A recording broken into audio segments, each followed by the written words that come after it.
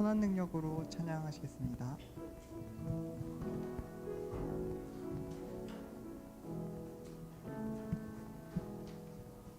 그 선한 힘에 고요히 감사하여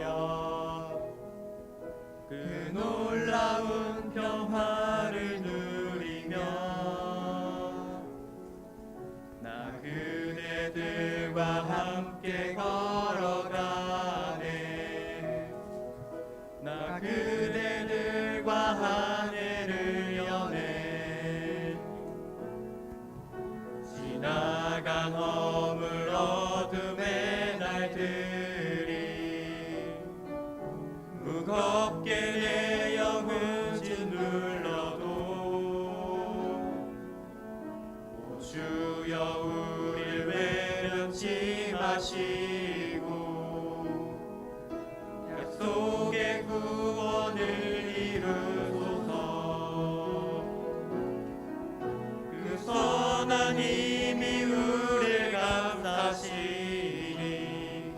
믿음으로 일어나를 기대하네. 주 언제나 우리와 함께 계셔.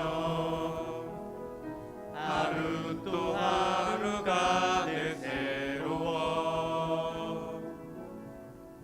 주께서 밝히신 작은 촛불이 어둠을 헤치고 타오르네. 그 빛에 우리 모두 하나 되어 온 누리에 비추게 하소서. 그 선한 힘이 우릴 감싸시니 믿음으로 일어나를 기대하네. 주 언제나 우리와 함께 계셔. 하루 또 하루가 늘 새로워. 그 선한 힘이 우릴 감싸시니 믿음으로 일어나를 기대하네. 주 언제나 우리와 함께 계셔. 하루 또 하루가 늘 새로워. 함께 사랑의 나눔 찬양하시겠습니다.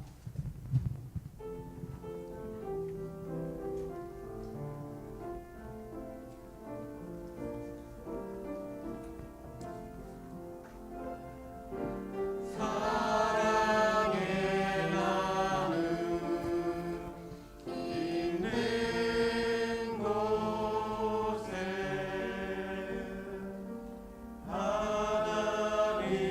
하나님께서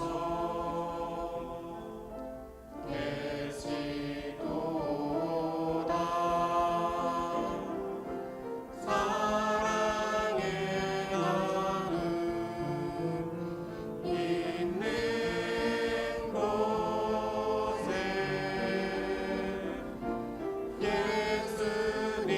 예수님께서 계시도다. 사랑의 나눔 있는 곳에 성령님께서 계시도다.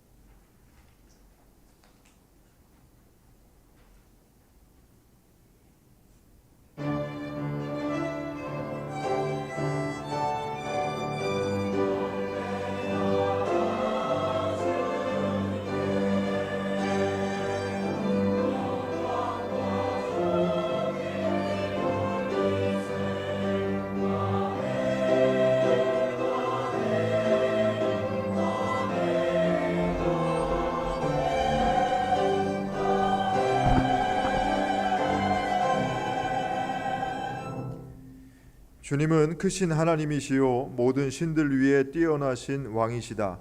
땅의 깊은 곳도 그 손 안에 있고 산의 높은 꼭대기도 그의 것이다. 바다도 그의 것이며 그가 지으신 것이다. 마른 땅도 그가 손으로 빚으신 것이다. 오너라 우리가 엎드려 경배하자. 우리를 지으신 주님 앞에 무릎을 꿇자. 그는 우리의 하나님이시요 우리는 그가 기르시는 백성이며 그가 손수 이끄시는 양떼다. 오늘 너희는 그의 음성을 들어보아라. 아멘.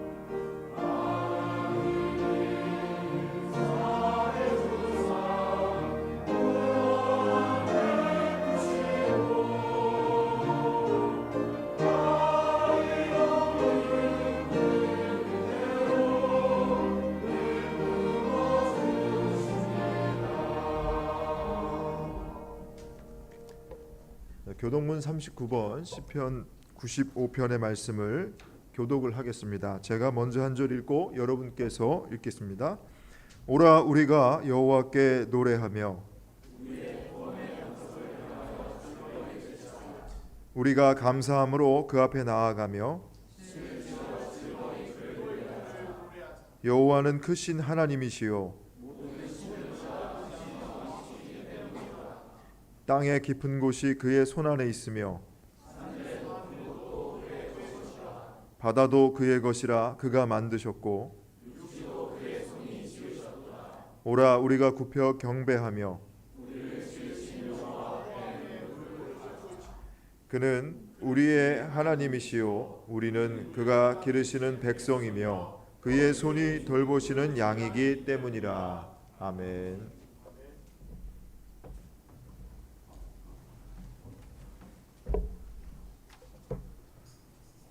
기도하시겠습니다. 한결같은 사랑으로 우리를 인도하시는 하나님 아버지, 예배로 모인 이 목요 채플 시간 중에 주님의 이름만이 높임 받으시기를 바랍니다. 하나님의 나라가 부르심을 입은 모든 이들을 통하여서 한양대학교와 온 세상에 이루어지게 하소서. 주님의 뜻으로 지음받은 저희가 주님께 영광을 돌리지 않고 각자의 욕망을 따라 죄와 죽음의 길로 흩어졌었음을 고백합니다. 그러나 저희가 죄인 되었을 때에 하나님의 아들이신 예수님께서 십자가에서 죽으시고 부활하셔서 죄의 굴레에서 자유케 하시고 새 생명으로 풍성한 삶을 살게 하셨음을 기억하게 하소서. 새 학기 한 주를 보내며 우리 안에 악함과 연약함을 더욱 알게 됩니다.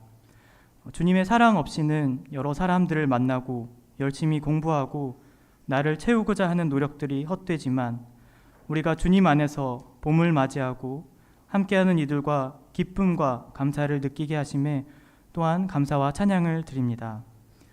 저희들이 마주하는 어려움과 아픔들을 주님 긍휼히 여기시고 사랑으로 회복하는 은혜가 있게 하소서. 대학교의 교목실이 길 잃은 이들의 안식처가 되기를 원합니다. 말씀을 통하여 우리의 어두워진 절망의 시선이 밝은 소망으로 변화되게 하시고 그 기쁜 소식을 가지고 학교, 가정, 또 사회에 나가 사랑을 실천하는 주님의 사람들이 되게 하소서. 이 순간에도 전쟁이 계속되고 있고 우리나라 안에서도 분열과 다툼, 불의가 만연한 것을 봅니다. 저희가 깨어서 현실을 외면하지 않게 하시고 주님의 마음을 품고 살아가게 하소서. 예수님의 고난을 묵상하는 사순절 세 번째 주간, 오늘 체프를 통하여 말씀을 듣습니다. 예배를 준비하고 드리는 모든 이들에게 주님 임재하여 주소서. 말씀 전하여 주시는 이천진 목사님에게 성령님께서 함께 하셔서 우리 마음속에 주님의 말씀이 새겨지기를 바랍니다. 예배의 모든 영광이 주님께 있음을 고백하며 예수님의 이름으로 기도드립니다. 아멘.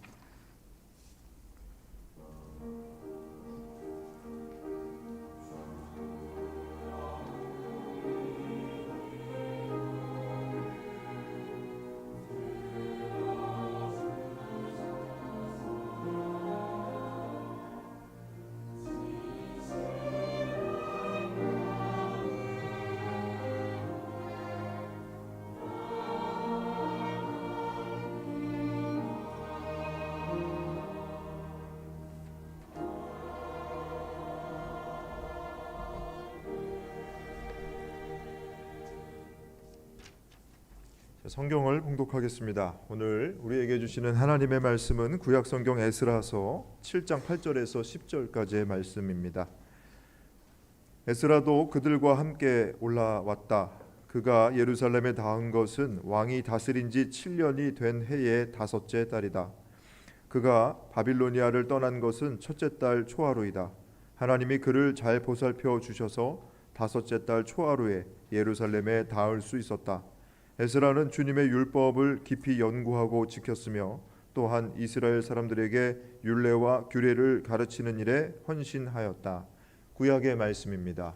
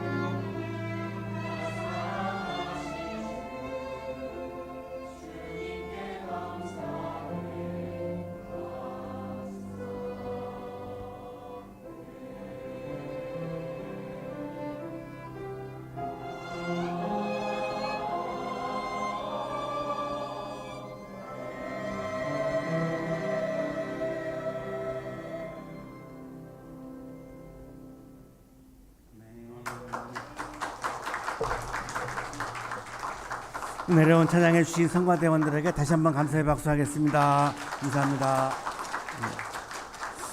지난주보다는 좀 표정이 편해지셨는데요. 더 편해지셔도 됩니다. 더 편안한 마음으로 찬양해 주시고 우리 지휘해 주신 우리 조효령 선생님, 현재 우리 학교 대학원에서 지휘 전공 4학기를 하고 계시는 분이 선생님이시고, 좋은 선생님을 만나는 건 굉장한 복인데 우리 여러분 굉장히 좋은 선생님 만났어요. 보니까 반팔을 입고 지금 지휘하시는데 뜨거우신 거야. 굉장히 저는 추워서 지금 막 겨울 과잠을 입었는데 너무너무 좋은 선생님 만나서 좋은 것 같고, 우리 피아노 지난주에 못 오셨는데 경기필 피아니스트입니다. 우리 박기성 선생님, 우리 조유령 선생님, 박기성 선생님 두 분 무보수로 와서 이렇게 봉사하십니다. 뭐 누가 알아주지도 않고 뭐 돈도 안 주고 뭐 그런데 그냥 이렇게 오셔서 이렇게 해주십니다. 너무너무 존경스럽고 감동인데 우리 두 분에게 감사의 박수 하겠습니다.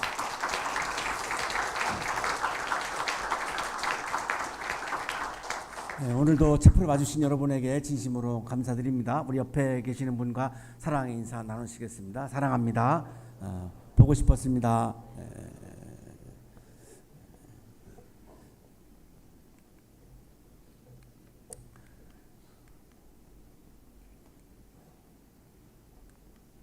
안 넘어가는데 PPT 좀 안 넘어가요.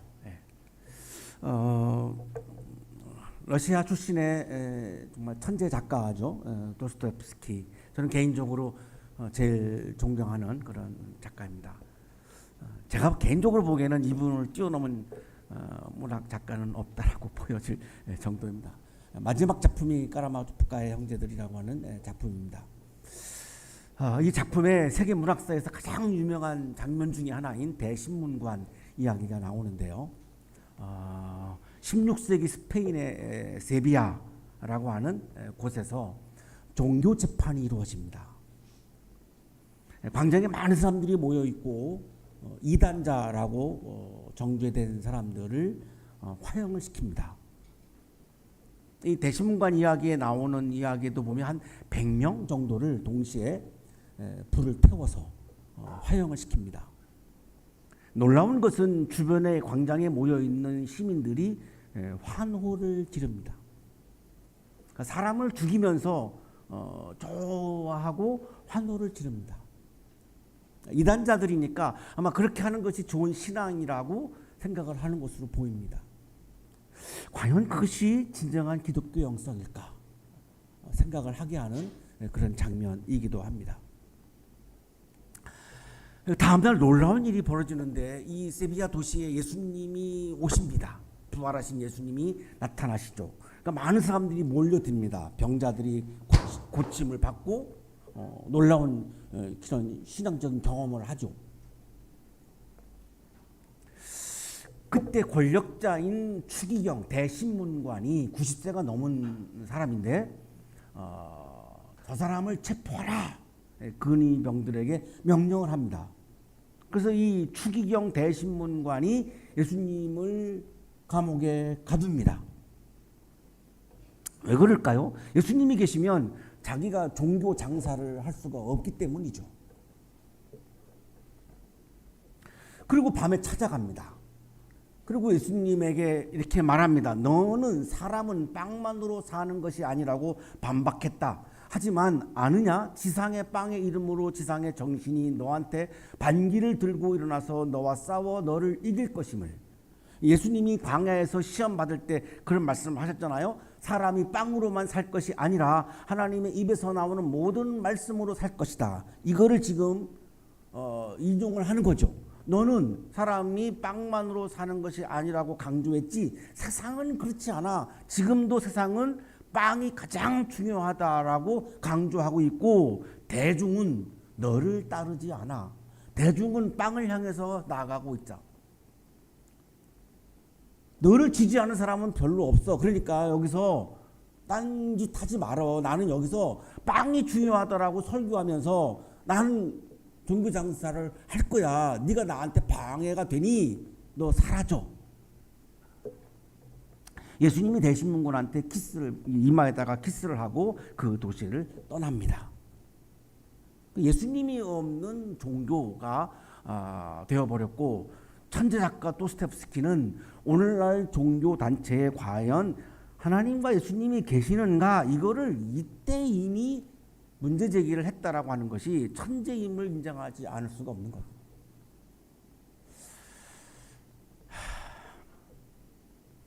자, 우리는 지금 이 세상에 살면서 빵을 지향하고 있죠. 물질이라고 하는 빵을 지향하고 권력이라고 하는 빵을 지향하고 성공이라고 하는 빵을 지향하며 삽니다. 여러분 다 지금 그게 고민이죠. 연봉이 높은 데 취업하고 싶죠. 왜요? 그래야 내가 빵을 많이 소유하게 되니까. 내가 높은 권력을 쥐는 여러분 꿈을 꾸시죠. 왜? 그래야 내가 빵이라고 하는 권력을 쥐고 내가 성공한 인생을 살 터이니까. 조금만 생각해 보시죠. 고대 그리스도인들은 인간을 세 가지로 구분을 했습니다. 이게 몸이 있습니다. 이거를 소마, 그리스인들은 소마라고 부르는데 바디죠, 바디. 이거는 빵을 먹어야지 이 몸이 건강하죠. 그래서 오늘 이 체프 후에 김밥인가요 오늘? 우리 교수님들이 두 분이 여러분에게 이 식사를 대접합니다. 왜? 먹어야죠. 빵을 먹어야 내 몸이 건강해지죠. 근데 우리가 몸만 있는 게 아니잖아요. 고대 그리스도인들은 몸, 그 다음에 혼이 있다고 얘기했습니다. 혼, 이게 이제 푸시케입니다. 푸시케. 영어로 옮기면은 소울이 있다는 거죠. 소울이. 좀 더 쉽게 풀면 여러분 정신이 있잖아요. 정신이 망가지면 여러분 정신병자가 되어서 병원에 가야 되잖아요. 인간답게 살 수가 없어요. 그러면 내 몸은 빵이 나를 세우고 내 몸을 세우는데 여러분의 정신은 뭐가 여러분을 정신을 세운다고 생각하십니까? 빵이 여러분의 정신을 어떻게 세웁니까?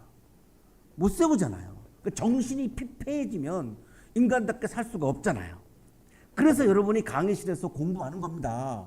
강의실에서 하는 공부가 여러분의 정신을 세우는 거죠. 몸을 세우는 게 아니잖아요. 고대 그리스도인들은 또 하나가 있다고 봤는데 그게 영입니다. 그리스어로 푸뉴마인데 이걸 영어로 옮기면 스피릿입니다. 스피릿. 이 영은 출처가 어디냐? 하나님입니다. 어둠 속에서 수면 위에서 하나님의 영이 움직였다. 창세기가 그렇게 시작하죠. 이 영은 하나님으로부터 온 부분인데 이 스피릿은 그러면 어떻게 세웁니까? 뭘로 세웁니까?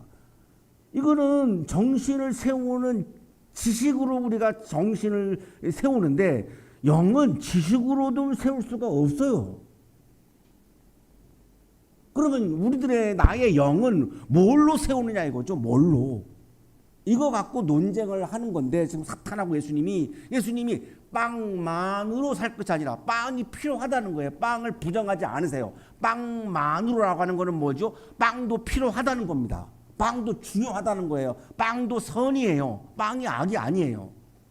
빵만이 아니라 근데 그거는 내 몸을 살리지만 내 혼과 영을 살릴 수가 없기 때문에 말씀을 얘기하신 거예요. 하나님의 말씀밖에는 내 영을 세워줄 게 없다는 거예요. 이걸 예수님이 이제 사탄에서 광야에서 이 사탄하고 시험하다가 하신 말씀이잖아요. 지금 이거를 얘기하는 거예요. 지금 네가 이렇게 말했지.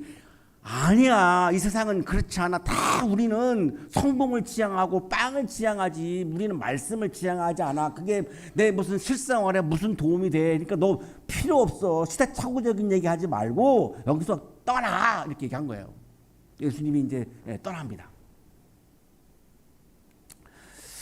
자, 우리는 지식과 기술이 넘치는 시대에서 살고 있어요. 그러나 우리들의 정신은 피폐해지고 우리 영은 더욱더 말할 것 없이 피폐해지죠. 그래서 여러분 강의실에서 도서관에서 질문하게 됩니다. 나라고 하는 이고 몸만이 아니라 혼과 영이 포함된 전인 나라고 하는 이 존재, 이 천지라고 하는 이 존재 전체, 이 몸 말고 나의 혼과 영이 포함된 이 천지라고 하는 자아 전체를 그러면 세워주는 거는 뭐지라고 질문하지 않을 수가 없지요. 왜? 내 몸만 살리다 보면 공허해지거든요. 내 정신이 안 세워지니까, 내 영이 세워지지 않으니까 아주 유아틱한 삶을 계속해서 살아갈 수밖에 없고, 내가 성장하지 않으니까 두렵죠.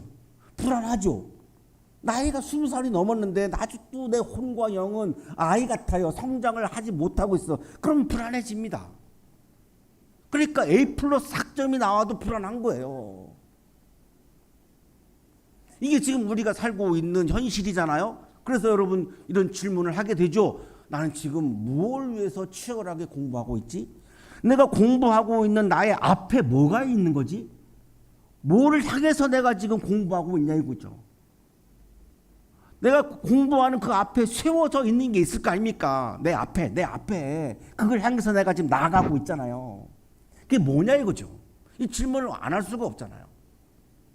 공부 안 하시는 분들은 뭐 이런 질문을 안 하시겠죠. 그냥 늘 그냥 즐겁게 사실 거예요. 그죠? 예. 여기도 한 두세 분 계시는 것 같은데 표정을 보니까. 공부 열심히 하시는 분들은 내가 왜 이렇게 열심히 내가 공부하고 있는 거지? 어떻게 질문 안 합니까? 할 수밖에 없잖아요. 내가 모든 에너지를 거기다 다 쏟고 있는데. 내가 무엇을 목표로 지금 인생의 길을 걸어가고 있는 건가? 뭔가? 그러면 내가 원하는 회사에 취업하면 그러면 나는 행복한 건가?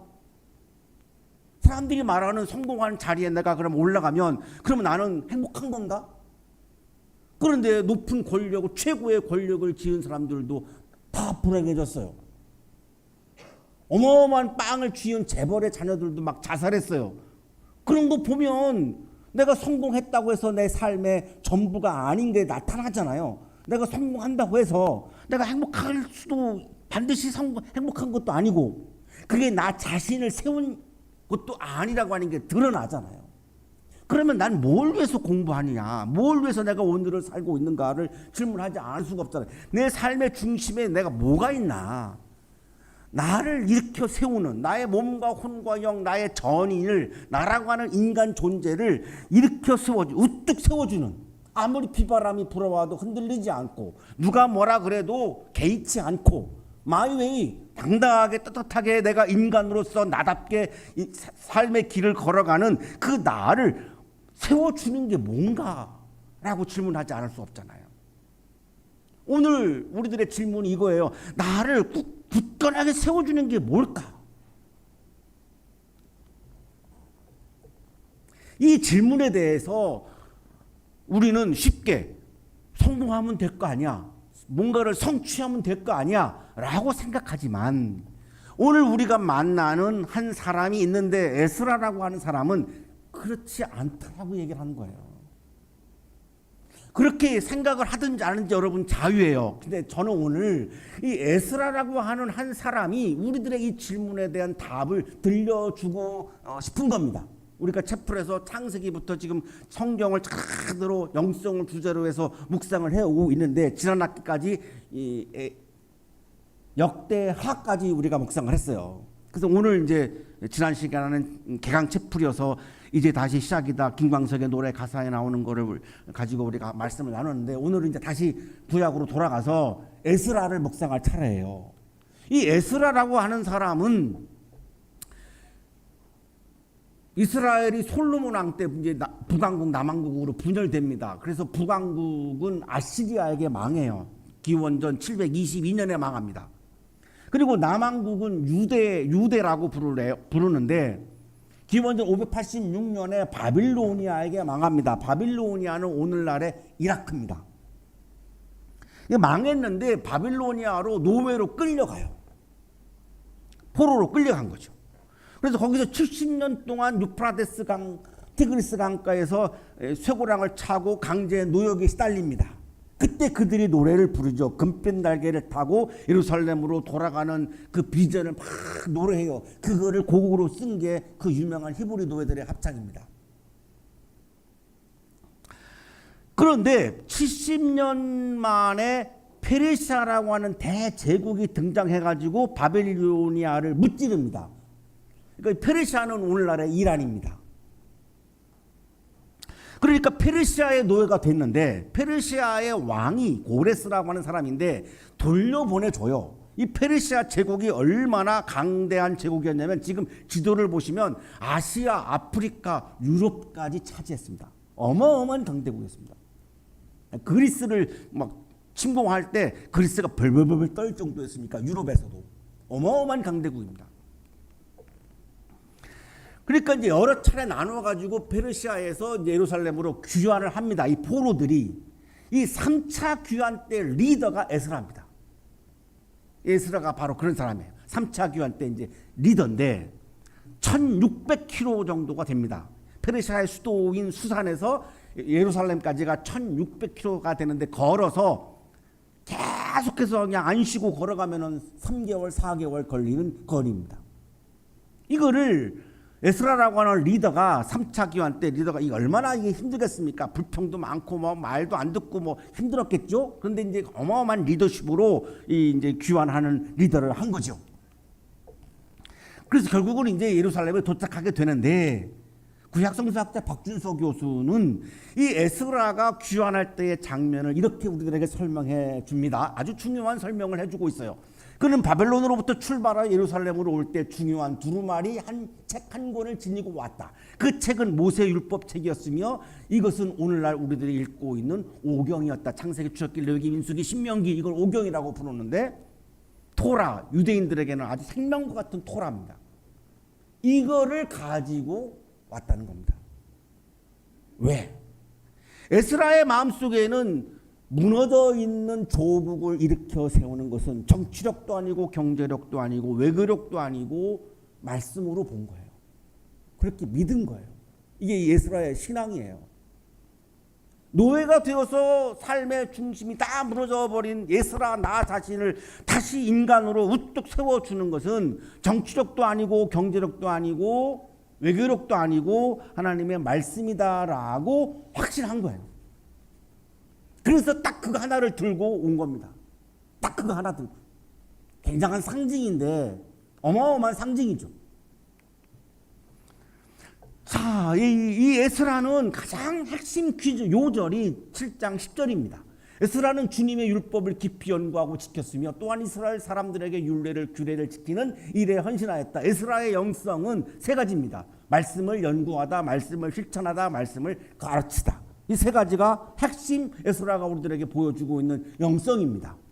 에스라는 말씀이 무너져 있는 조국을 세우고 무너져 있는 나라를 세운다고 보았기 때문에 말씀을 치열하게 연구했습니다. 히브리어로 나라쉬라고 하는 말인데 연구하다라고 하는 말은 그냥 공부한다라고 하는 의미가 아니에요. 막 굉장히 열정적으로 찾는 거예요. 내가 온 마음을 기울여서 뭔가를 찾는 거를 나라쉬라 그래요. 뭘 찾았을까요? 하나님의 뜻을 찾은 겁니다. 하나님의 뜻이 내 중심에 세워져야 그 하나님의 말씀이 진심으로 내 몸과 혼과 영을 다시 세운다고 믿은 거예요. 하나님의 말씀이 이 나라의 중심에 세워져야 이 수단과 방법을 가르지 않고 성공을 위해서 막 이런 말도 되지 않는 막 이 100명의 막 그런 사람들을 막 화형시키고, 지난주에 한 기자의 보도에 의하면 지금 전쟁하고 있는 한 지역에서 한 초등학교를 폭격해가지고 어린이 포함 175명의 사람들이 죽었어요. 학교예요, 학교. 학교가 뭘 잘못했다고 학교에다가 폭격을 합니까? 성공을 위해서는 수단과 방법을 안 가리는 이런 야만적인 거죠. 그렇게 내가 살지 않으려면 하나님의 말씀, 사랑과 정의를 기반으로 한 하나님의 말씀이 내 중심에 세워져야, 이 나라의 중심에 세워져야 나라가 다시 세워지고 내 이고 내 자신이 인간답게 세워진다라고 보았기 때문에 에스라는 하나님을 찾은 겁니다. 말씀을 연구했다라고 하는 말은 하나님을 찾은 겁니다. 지금 우리는 이 채플의 자리에 공부하러 온 게 아닙니다. 성경 공부하러 온 게 아닙니다. 하나님을 찾으러 온 겁니다. 강의실에서 도서관에서 여러분 열심히 공부하십시오. 죽으라고 하세요. 해야죠. 그리고 일주일에 한 번 이 채플에 와서 하나님을 찾는 겁니다. 왜냐하면 그 공부만으로는 내가 세워지지 않기 때문입니다. 이 자리는 하나님을 찾는 자리에, 그래서 우리가 여기 오는 거죠.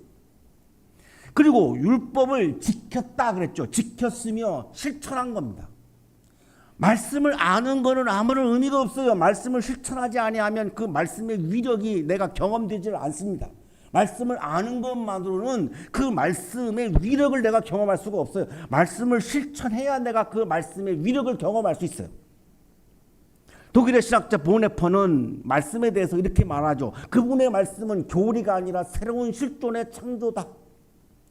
말씀은 나라고 하는 인간을 다시 창조하고 새롭게 창조하고 제2의 창조를 하고 오늘의 창조를 해서 나를 다시 세워주는 힘이 거기에 있다는 거예요.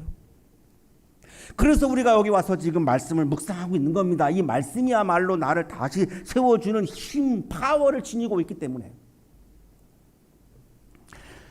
여러분을 다시 세워주는 것은 지식의 깊이가 아니라 실천의 깊이입니다. 세 번째, 예수라는 말씀을 나누었어요. 가르쳤어요.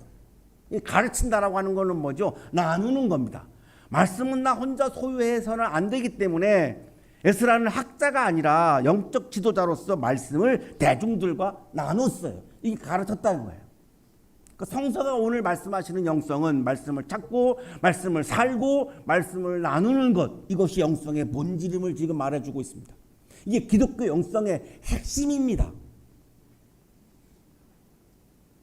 교회를 다닌다고, 헌금을 한다고, 교회 봉사한다고 그게 영성의 전부가 아님을 말해주고 있는 거예요. 그게 영성의 본질이 아니고, 영성의 본질이란 내가 말씀을 찾고 하나님을 찾고 하나님의 뜻을 알아서 그것을 실천하고 살고 그거를 이웃과 나누고, 이게 영성의 본질임을 지금 에스라는 우리들에게 보여주고 있어요. 세계적인 신학자, 20세기 최고의 신학자를 꼽으라면 karl 바르트입니다.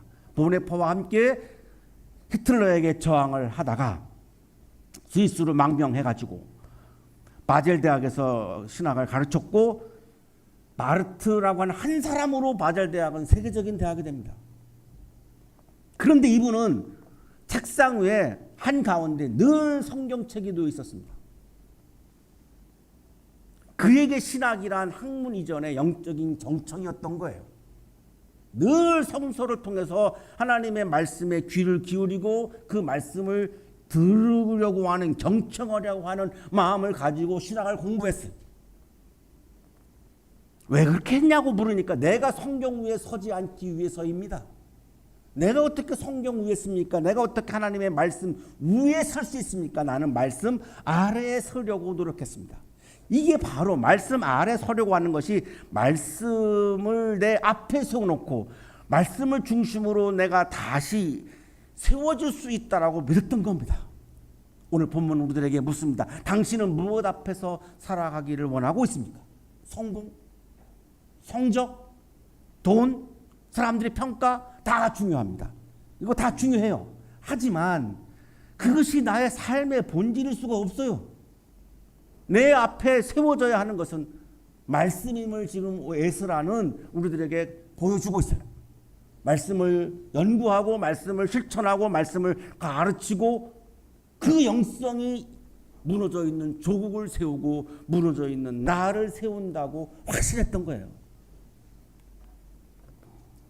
여러분이 강의실에서 도서관에서 공부하면서 오늘도 무너지고 방황하고 있다면 말씀을 내 앞에 세우는 것을 해보십시오. 그 말씀이 나를, 진정한 나를, 진정한 자아를 다시 세워줍니다. 사순절은 무엇을 포기하는 절기가 아니라 하나님 말씀 앞에 다시 서는 절기입니다. 사랑하는 한양 가족 여러분, 말씀 앞에 내 자신을 세우는 삶, 그것이 진정한 영성입니다. 목요일 12시 이 자리에 오셔서 말씀 앞에 여러분을 비춰보십시오. 여러분의 외모는 거울 앞에 서서 거울을 내 앞에 세워놓고 거울 앞에서 나를 비춰보면 됩니다. 그럼 뭐가 묻어있으면 닦아내면 됩니다. 머리가 헝클어 있으면 머리를 빗고 나오면 됩니다. 저도 오늘 지금 바로 거울 앞에서 머리 빗고 나왔습니다. 내 외모를 거울에 비춰보면 되는데 나의 혼과 영은 무엇에 비출 겁니까? 무엇에 비출 겁니까? 이게 니체와 칸트 앞에 내가 나를 비춘다고 내 영이 세워집니까? 내가 혼은 니체 앞에서 칸트 앞에서 세워질 수 있지만 내 영은 그럼 어떻게 할 겁니까? 몸과 혼과 영, 나의 전인을 거울을 비춰보는 것처럼 나 자신을 비춰보는 것은 말씀입니다. 그때 그 말씀이 여러분의 자아를, 여러분의 삶을, 여러분의 인생을, 여러분의 존재를 굳건하게 다시 세워줄 겁니다. 그것을 경험하는 촛불의 자리가 되시기를 간절히 축원합니다. 자비로우신 하나님, 바쁜 세상 속에서 우리의 영혼이 메말라가고 있음을 고백합니다. 지식은 많지만 지혜는 부족하고 정보는 많지만 말씀 앞에 서는 시간을 잃어버렸습니다. 주님, 예스라처럼 우리의 마음을 준비하게 하소서. 주님의 말씀을 찾게 하시고 그 말씀을 삶으로 살아내게 하시고 그 말씀을 세상과 나누는 사람들이 되게 하소서. 이 사순절의 시간 동안 우리의 삶의 중심이 다시 하나님께로 향하게 하시고 말씀 앞에 자신을 세우는 영성을 회복하게 하옵소서. 예수 그리스도의 이름으로 기도하옵나이다.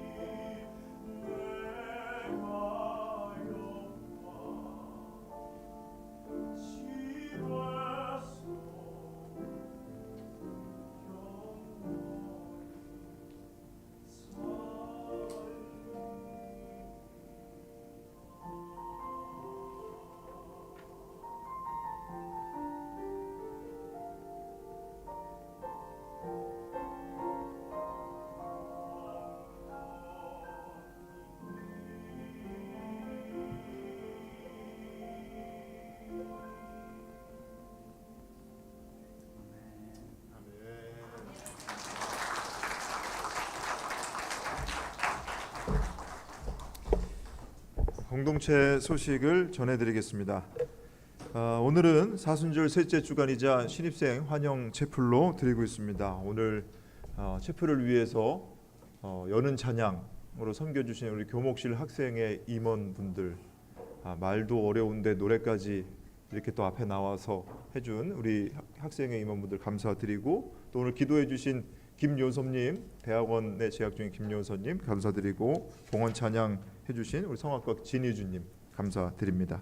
우리 주변에 계신 분들 함께 좀 인사 나누시면서 또 우리 함께 좀 신입생 환영하는 시간 갖도록 하겠는데, 혹시 이 자리에 새로 오신 신입생분 계실까요? 새로 오신 신입생분들, 용기를 좀 내어서 손을 들어주시면 저희가 준비한 작은 선물을 전달해드리도록 하겠습니다. 안 계신가요? 네, 없습니까? 네, 안 계신 것 같으네요. 네, 어디 계시? 어디? 네, 잠깐 괜찮으시면 잠깐 자리에서 일어나 주시겠어요? 네, 우리 오늘 새로 오신 우리 새내기분 환영하면서 함께 축복하도록 하겠습니다. 네, 선물 우리 학생, 네, 박미래 선생님 선물, 네, 빨리 뛰어가서 갖다 주시기 바랍니다. 네, 우리 제가 이어서 광고를 드릴게요. 오늘 개강과 신입생들 네. 오늘 처음 오신 교수님. 알겠습니다. 자, 오늘 새로 오신 분들 환영하고요. 오늘 개강 채플과 신입생 환영 채플 맞아서 쿠폰 이벤트 진행합니다. 여러분 나가실 때 주보에 성함하고 연락처 적어서 기재해서 제출해 주시면 저희가 추첨해서 커피하고 음료수 또 뭐 햄버거 이런 쿠폰을 발송해 드리도록 하겠습니다. 나가실 때 주보에 성함과 이름, 연락처 적어서 제출해 주시기 바랍니다. 그 외 주보 없는 광고 잠깐 드리겠습니다. 우리 기독교 선교단체 간사님들 모임 다음 주 채플 후에 1시 30분에 친교실에서 모이도록 합니다. 우리 간사님들 기억하시고 모여 주시기 바랍니다. 오늘 점심 식사는 한양대학교 우리 생활과학대학의 박용순 교수님 그리고 김현숙 교수님께서 대접해 주십니다. 맛있게 드시고 즐겁게 식탁 교제 나누시기 바랍니다. 이제 자리에서 모두 일어나실 때 이천진 목사님께서 봉헌 기도와 함께 축도해 주시겠습니다. 거룩하신 주님, 오늘도 존재가 흔들리는 우리를 긍휼히 여기시어 말씀으로 다시 굳건하게 우리를 세워주셔서 감사합니다. 감사의 마음을 찬양과 예물에 담아 올려드리오니 기쁘게 받아주시고 예물과 찬양을 드리는 손길 위에 크신 은혜를 부어 주옵소서. 이제는 하나밖에 없는 생명까지도 아낌없이 사랑으로 나누어 주시는 예수 그리스도의 은혜와 오늘도 우리에게 말씀을 주시는 하나님의 사랑하심과 생명의 기운을 주시는 성령의 역사하심이 말씀을 통하여 하나님을 찾고 말씀을 실천하고 또한 말씀을 나누는 아름다운 영성을 품고 살아갈 것을 다짐하고 또 다짐하며 말씀으로 내가 굳건히 세워지는 것을 또한 기대하고 확신하며 세상을 향하여 힘차게 나아가는 우리 모든 한양 가족들의 삶 속에 지금부터 영원토록 함께 하시기를 간절히 축원하옵나이다.